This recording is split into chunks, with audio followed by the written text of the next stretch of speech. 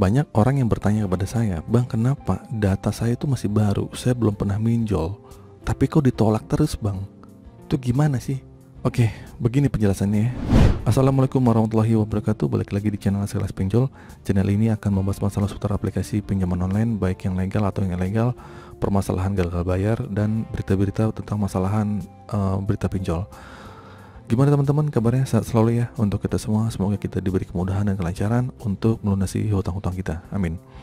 Oke, saya akan menjawab nih pertanyaan kalian. Kenapa data kalian yang masih fresh, belum pernah minjol, itu ditolak terus gitu kan? Jadi begini teman-teman ya, pinjaman online emang ini menjadi salah satu jalan pintas ya untuk mendapatkan uang ya dengan cepat tanpa harus keluar rumah, tanpa harus menyiapkan jaminan. Paling simpel lah, pokoknya dari HP aja sudah cair. Tapi bagi pemula tentunya ini perlu diketahui nih terlebih dahulu mengenai apa itu pinjaman online, bagaimana cara mainnya, seperti apa resikonya. Kemudian pinjaman online itu juga terbagi dua bagian ya, ada yang ilegal sama yang legal. Buat kalian yang masih baru nih saya kasih tahu ya. Kalau kalian sudah memahami perbedaan antara pinjol ilegal sama legal, silakan Anda tentukan pinjol mana yang Anda pilih ya.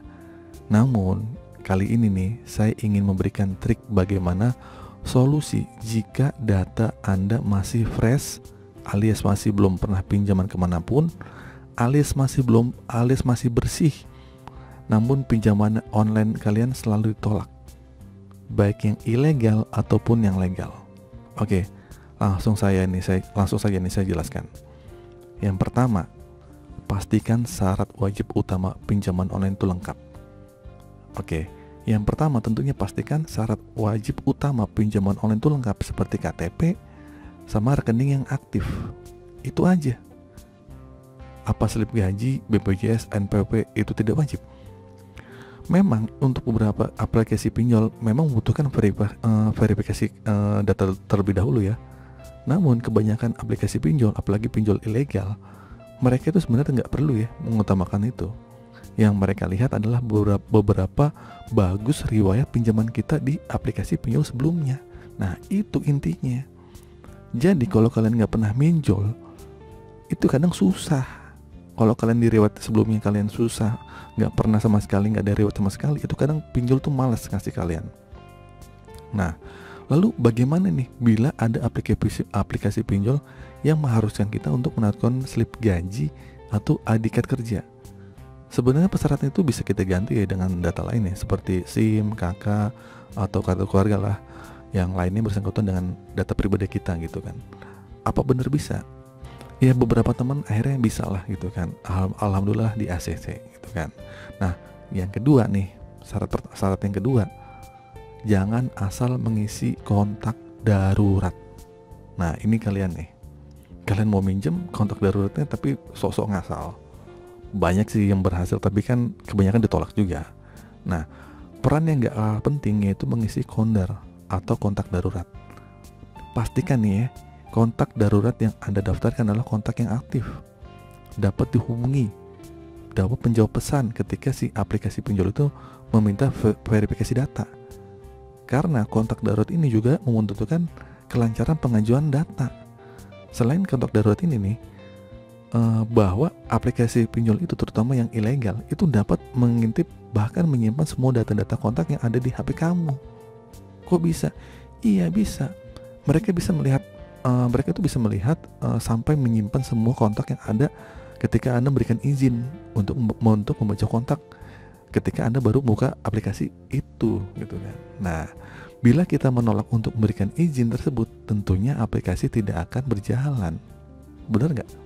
Jadi mau nggak mau, daftar kontak kita akan terbaca juga oleh mereka. Mereka lakukan itu untuk planning B.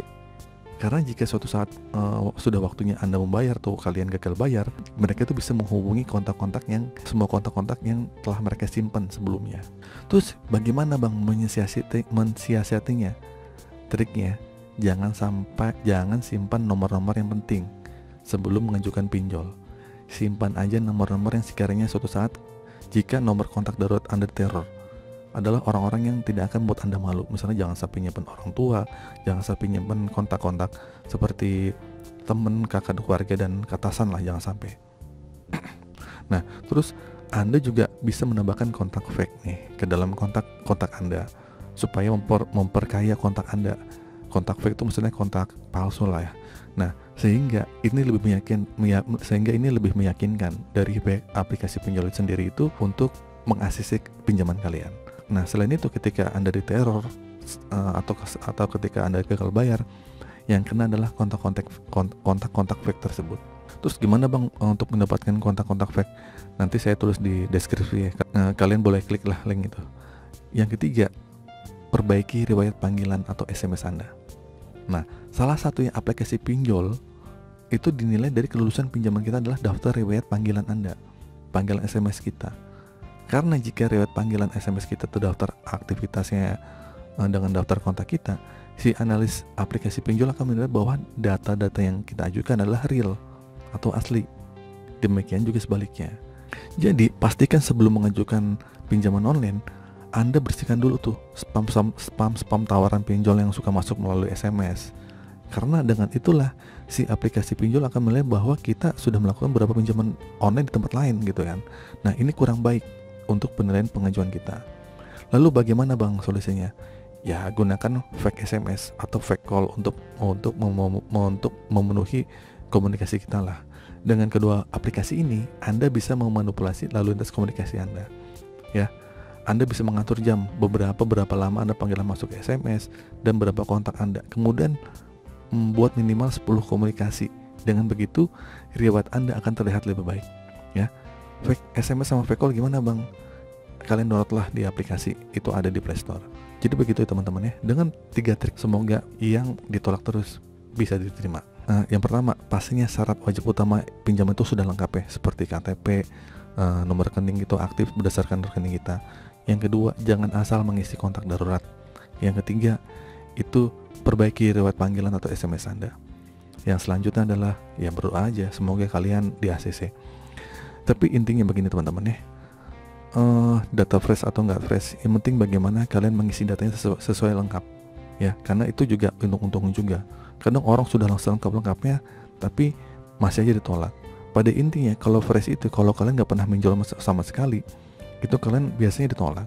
Makanya kalau mau itu kalian harus minjol dulu di aplikasi pinjam online, pinjol yang sudah terdaftar dan kelas-kelas besar seperti di Akulaku atau Kredivo. Ya mungkin dapat limit kecil dulu, tapi setidaknya kalau kalian pernah berhasil minjam di situ dan kalian akhirnya bisa membayar tepat waktu dan bisa membalikin, mungkin kalian akan terbuka sama pinjol-pinjol yang lainnya. Tapi dari saya, jangan pernah pakai pinjol ya. Tapi saran dari saya, semoga kalian jauh-jauh lah dari pinjol ya. Cara ini digunakan buat kalian yang sudah mentok banget untuk nyari uang kemana-mana. Oke, itu saja teman-teman video kali ini. Semoga video ini bermanfaat. Akhir kata, assalamualaikum warahmatullahi wabarakatuh.